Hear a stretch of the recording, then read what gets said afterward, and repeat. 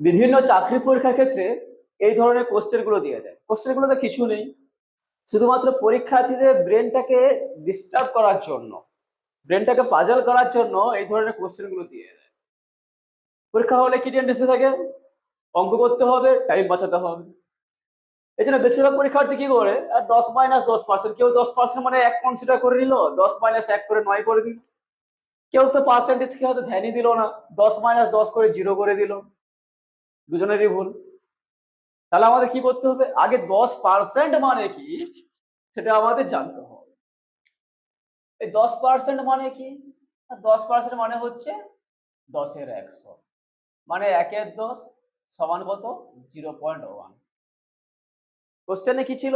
10-10%। তাহলে কত হবে উত্তর? 10-0.1 সমান 9.9। তাহলে আসলে উত্তর কোনটা? আসলে উত্তর হচ্ছে অপশন ডি। ঠিক আছে?